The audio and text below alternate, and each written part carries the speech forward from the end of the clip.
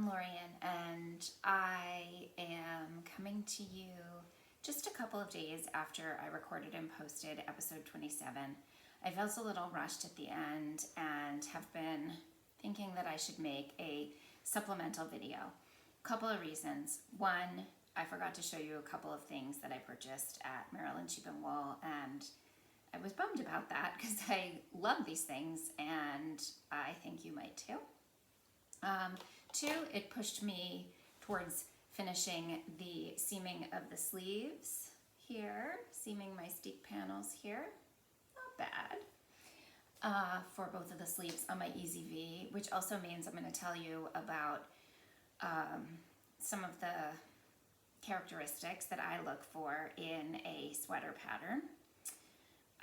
And then just in general, and probably most importantly, I didn't really talk that much about, other than probably like the driving experience of Maryland Sheep and Wool, and showed you, some of the vendors and the yarns, just sort of my take on what it was like as a festival. So with that said, let me make sure that I show you these last two things. They're not yarn, they're fiber adjacent, I guess, in order to be at the festival. So my friend Jenny has amazing merchandise. I have one of the first thing I think that I purchased from her was a bag. It's a huge oversized bag. It's often one of my shopping bag at fiber festivals. This time, for the first time, she had mugs. That is her logo, and I don't have the name of the ceramicist who created these. She had some seconds, she had some firsts, and I had to take one home with me. I'm also, since I'm a novice ceramicist myself, I'm always sort of learning and seeing what others do and how they construct their pieces. So I have used this several times to drink from. It's a nice size. I go for an oversized mug usually, but I had to have one. So there's that. She had them, the remainders on her website, and they seemed to have sold out. But you can always inquire, will you be carrying these again, or when do you think you'll have them? Will you be doing a restock? For sure. And the other thing, this was just a few booths actually down from Jenny in, I believe it was called the main exhibition hall. And this is a vendor that had, among other goat milk related things, goat milk soap. So they are Breezy Willow Farm, and it's a goat milk based soap. I love soaps. The scent that I got is called You Are Marvelous, EWE, Are Marvelous. And what was in this one? Oh.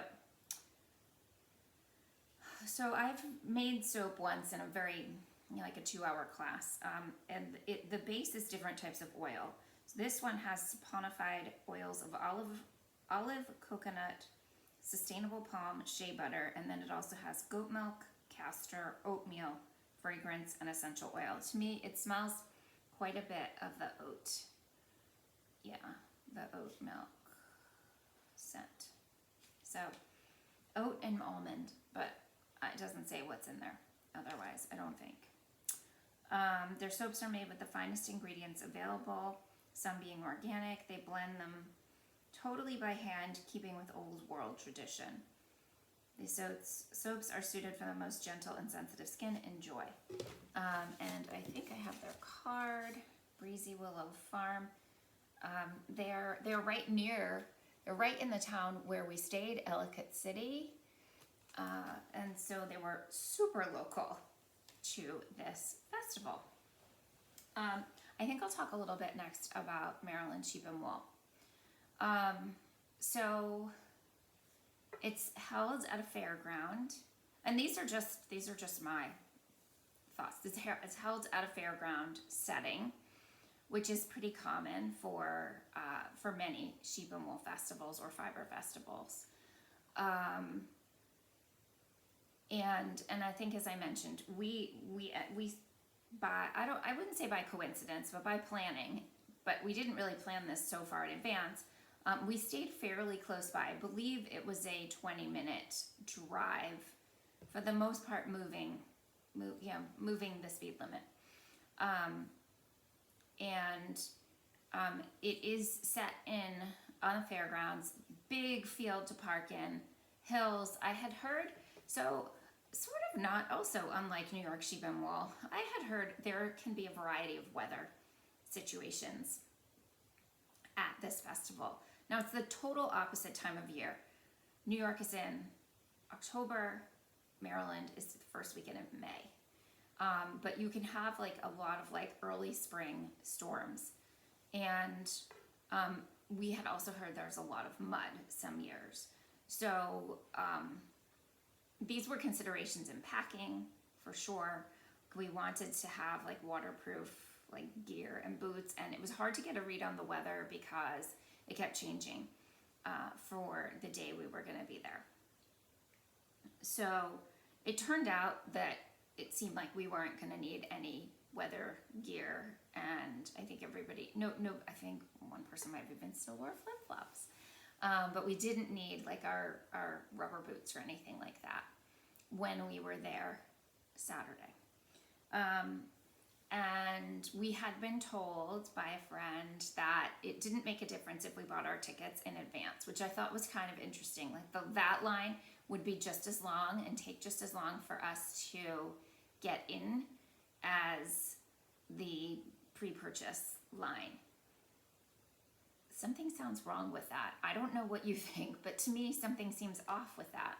Like if you buy in advance, you should be able, like, but anyway, I guess it's just how the numbers work out. Many friends in my group, I think, paid cash. Myself and Debbie, I think it was, we were waiting online because we were using credit cards to get in the door. The thing I also find about Maryland, of course, there was, I think I talked on episode 27 quite a bit, I think, about Yarn Centric. So I wasn't going to talk about that, but that really is the main satellite event. There's not the same level of build-up / hype that you have with New York. So there's no Maryland Sheep and Wool sweater, to my knowledge. At least if it is, it's not promoted as broadly. And because of the time of year, it wasn't like I saw a ton of people wearing knitwear that period, but also that inspired. When you go to New York, and when you go to Vogue Knitting Live, and even a bit at Fiber Festival of New England, although that is a much softer energy crowd, an event, you're like, it's a festival, like it's a spectacle for your eyes just based on what people are wearing. There's amazing people watching with that event. Here, because I'm assuming because of, somewhat because of the season, you don't see a ton of people who are, who you stop necessarily to ask, what pattern is that? I love that. Or what yarn did you use? Because it was too darn hot. I don't think any of us were wearing knitwear. So that just made it different, right? Not good or bad, just different.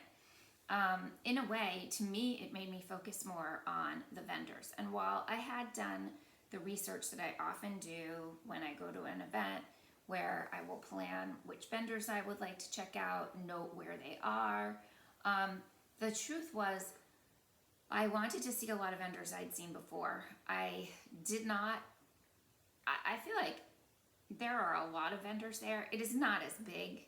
I know my friend Shannon said she thought it was the same. I don't think it's as many vendors as go to New York, comparatively. It's plenty. It's lovely. There's an amazing, to me, it felt like there were more farm and natural fibers than some of the indie type products as a percentage at this festival in comparison. You walk in though, and there's like a plant vendor.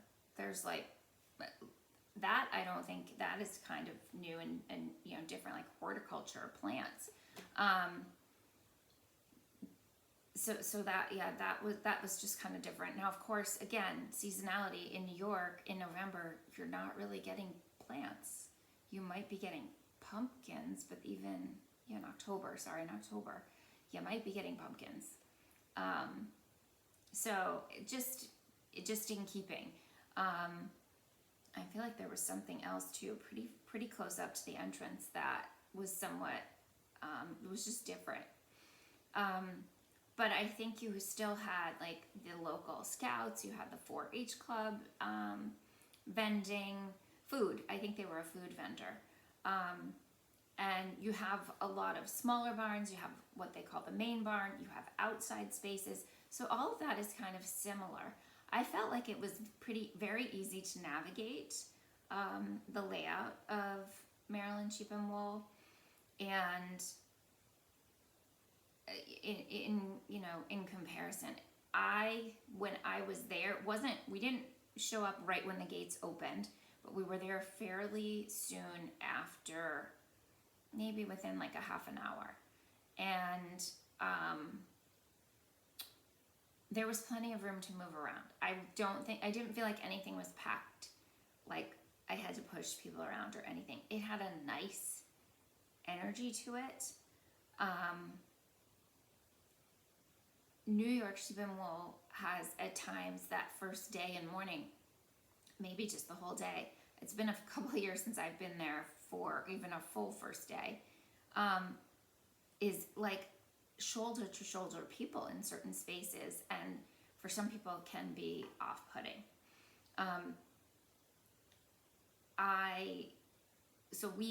My group of 6 is, for me, it's very hard for me to, what's the right word? Shop? I don't know. Go to an event like this and stay in a crowd of 6. It's just not likely. Different people are interested in different things or want to take their time at certain things, and they should. Or I just want to, I had my list, so I wanted to make sure I hit some of the things on there for sure. Even if I wasn't necessarily purchasing, maybe there are vendors I purchased from before, and I wanted to just say hi to them, that type of thing. So, we often sort of splinter. We come together and apart, and so we just basically said, okay, we're getting here around 9. Let's have a check-in at noon. We picked a central place. Nobody had to be at a certain point. We weren't saying we're checking in and leaving, but we just felt like, great, that's a pretty good time to check in. If you haven't eaten or drank anything, maybe you want to get something, because we felt we'd probably get split apart, and that happened even. So I feel like I spent most of my time in the main barn. And like I said, there are places, I think it was called the Lower Corral, never even got there. Even though wherever Feederbrook was stationed, never even got there. Not because I didn't want to see them, just based on just how my time went. I did want to see them. I wanted to go into the main barn. 4, 5, and 6 each had a vendor or 2 that I wanted to make sure I checked out, which meant I don't think I even went into 1, 2, and 3. And then there were north and south locations. I think it was north. I definitely wanted to see one of the vendors there. I seem to also put things on my shopping lists each season or each event that is impossible to find. So one year I wanted to knit a rust colored cardigan, could not find rust. It took a lot of looking. I can't remember this winter what I was looking for. Something at Vogue. Again, just couldn't quite find it. At this festival, I wanted a t-shirt. I didn't necessarily, I definitely wanted, to make some yarn purchases, but I was really in the market for a t-shirt, but I wanted a V-neck t-shirt. Nothing to be found. Not at all. No store merch, nothing from Matterroot, nothing, no event merch, nothing from Matterroot. Nobody was making a V-neck t-shirt. Somebody clue for next time. There are people who prefer a V-neck t-shirt, and maybe that would be a big seller. I don't know. If I were there, I would buy one. Maybe they're just not as popular. And so I didn't get any t-shirt, which is fine. There were also more vendors selling things like, well, this is different. At New York Sheep and Wool, I think there's an entire like food related sundries barn where there's honey and syrup and wine, or all kinds of farm products that are not yarn. And there were definitely some of those as well, but I feel like they probably weren't in their own barn. I think they were kind of peppered around in different places. What else? I think food-wise, it's probably pretty similar. Which it looks, I mean, there's definitely a decent amount of lamb. There was some variety. We were happy and satisfied with what we chose. A lot of it looks like, some of the stands look like carnival type food, but that's not really all that there is. So there was definitely a variety. There were vegetarian options, all of that. And the lines were manageable in comparison to New York. Fiber Festival of New England is an indoor event. It is in Springfield, Massachusetts, where the Big E, the Eastern States Exhibition, Eastern State Fairs, like the State Fairs of New England, it's all bunched up into one, is held, and that's an indoor event, first weekend in November. The food options there are in the hall are minimal at best. So, that's just different. I was really pleased with the amount of, as I said, farms represented. Some vendors new to me. I didn't necessarily go with a huge shopping list, and so I was able to make my purchases pretty easily and quickly. And then I took in and made note of a bunch of other vendors, but I didn't necessarily make a lot of other purchases.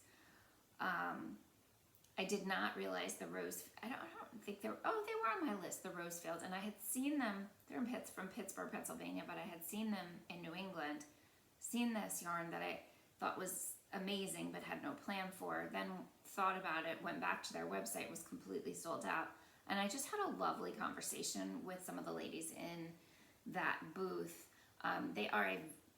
Sounds like they're a pretty large farm. They are completely generator powered.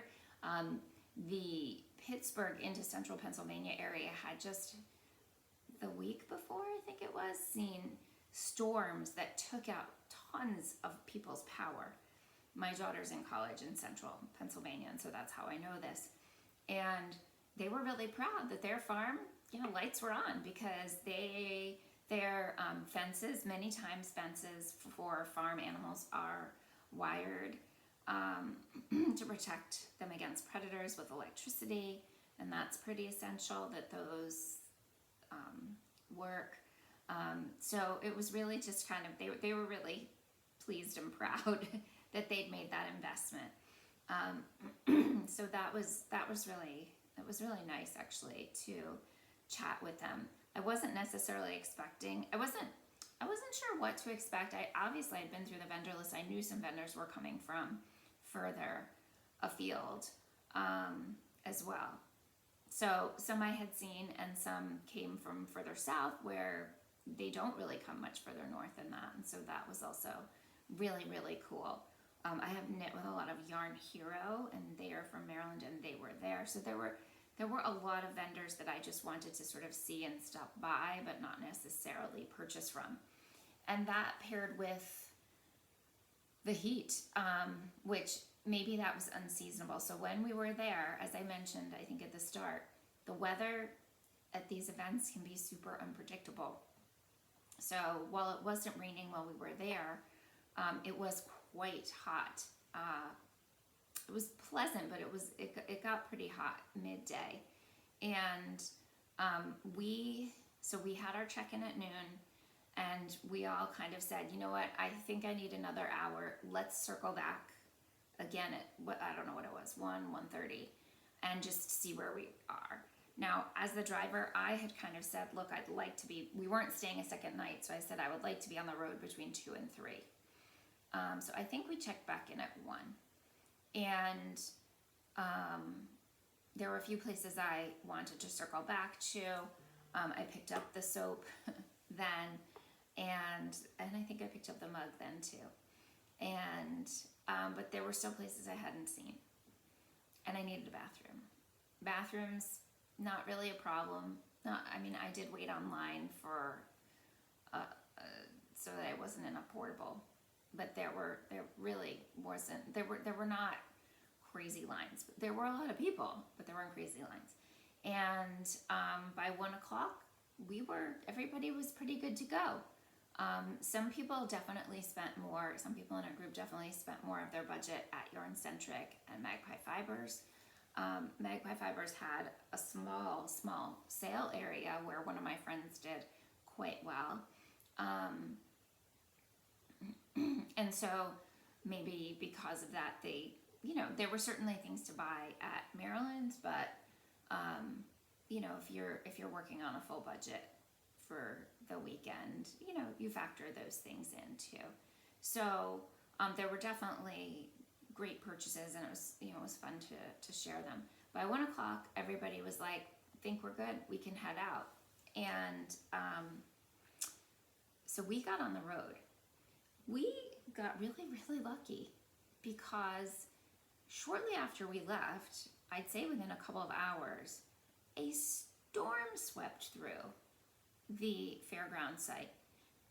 And some vendors who were in the main building, for the most part, were okay. The rain was actually coming in through some of the eaves of that roof. Some of these vendors were in fabric, tents, large or small, and they were, using their hands to hold things together. Now, this is an act of nature. This is not necessarily typical, but it can happen. Obviously, they've had rain and mud.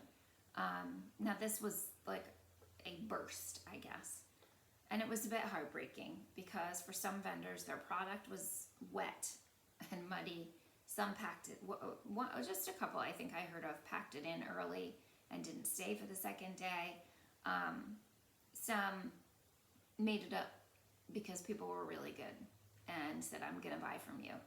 One of the pottery vendors, like, the wind took out, they were outside in a tent, the wind broke lots of their pottery. I mean, I guess this is possible in these events. It did make some of my friends glad that they invested in the space they had to vend. So it was a little heartbreaking. The vendor that had the pottery was able to go back to their home studio, get more supplies and have more to sell. So I think they ended up doing okay. But I did see a lot of debate on social media, mostly on Facebook, about the organizers considering another location, and has it outgrown capacity. I will tell you, like I said, I did not feel like there wasn't room to get through. New York Sheep and Wool, it's really hard to compare to something like that, because that has become such a high energy, built up event these days, with all of the satellite events leading up to it, and the knit-alongs leading up to it, and multiple knit-alongs, that it's just become very, very hyped and energized. And this event less so, and at this, all the same, still has all of these amazing quality products and vendors, farms, represented. Of course, there were the sheep and all of that, demonstration, shearing, all that. Because we were on a fairly limited time, I didn't spend a lot of time wandering per se, and taking in all of that. Would I go back? I would love to go back. I wish it were closer. As the driver, it was a lot of driving in the amount of time. In part, we were delayed an hour in New Jersey just because it's New Jersey. When you get close to Elizabeth, which is sort of North Jersey and near like Newark Airport, I think it's just the way the roads and this was Saturday afternoon. The way the roads and the traffic feed into each other, it was just a lot. So we avoided the weather at the fairground, and the minute we got back into New York State, because we went from Maryland through Delaware, all the way from New Jersey on the Jersey Turnpike, dropped off Shannon, and then who, if you follow her, her YouTube channel here, or Instagram, and you see her pictures, it is so hard to capture. I mean, we drove right up along the Jersey, I don't know, I guess you'd call it the coast, where Manhattan is right alongside of you on the right, up like the Hudson River. She really does live in this very vibrant neighborhood, and with all this, like, I don't know, with this life there, but also New York City's like her distant backyard, like in the hills are the skyscrapers of Manhattan. Like it's very, very cool, and I don't know that she can capture that quite the same on film. She certainly tries. So as soon as we crossed over from New Jersey into New York, rain, pouring. It was fine. We had about an hour or so left to go, and I don't mind driving in weather. So by the time I made the second drop, it was downpouring, and then it had mostly stopped raining 20 minutes later when we got to my hometown. So I would love to go back, because that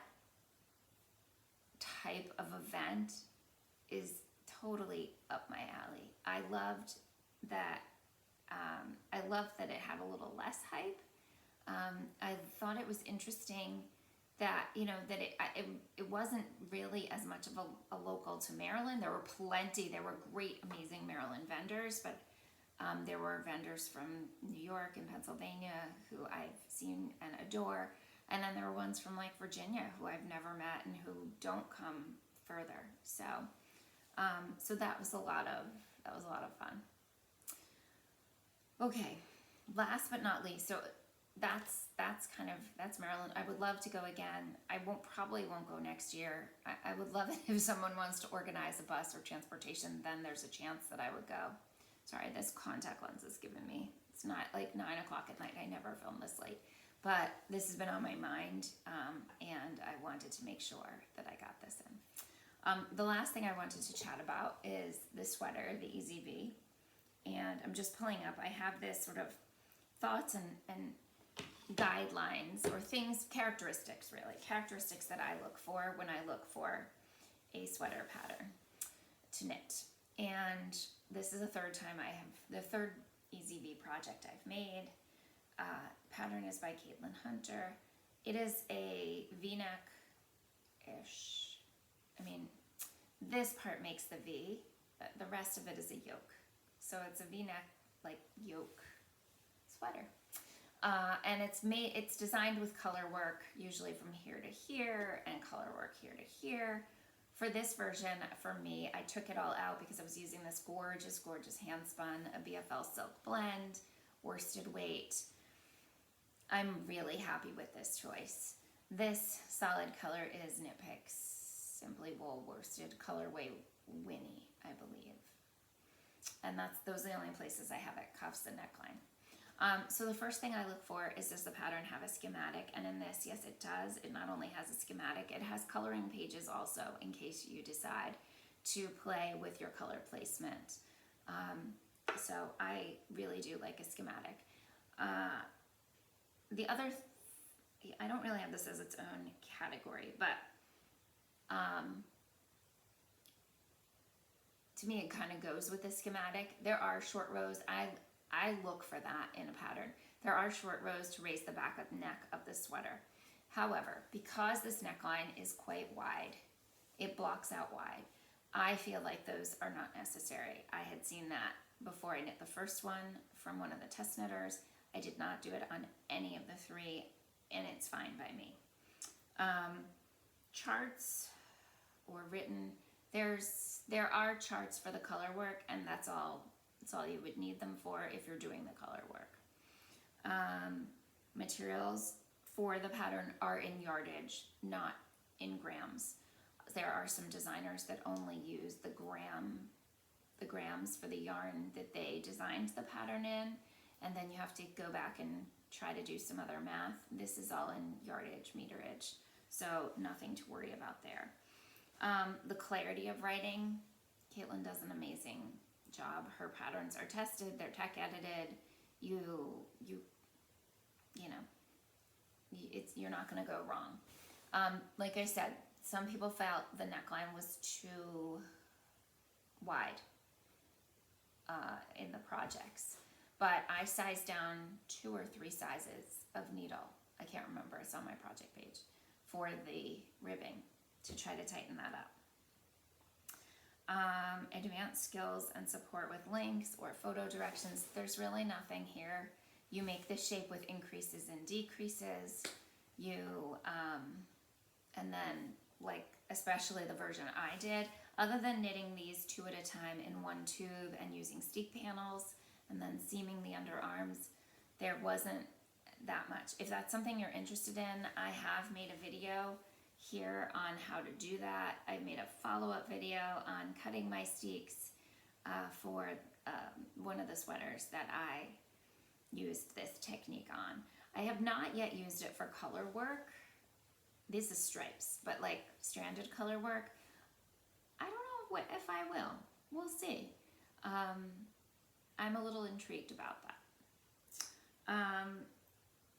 And then just general overall, I think the fact that I've knit this sweater 3 times, all with very different looks. The first 2 do follow the pattern as far as the stranded color work. This one, it just was a great use, I think, of this self-striping handspun. So I'm very happy with it. So I think you can't go wrong, especially if you like a V-neck look, like a soft V-neck, a wide V-neck. All right, that will do it for today. Thanks so much for watching this supplemental video. It was good to catch up with you, and I will see you soon. Bye.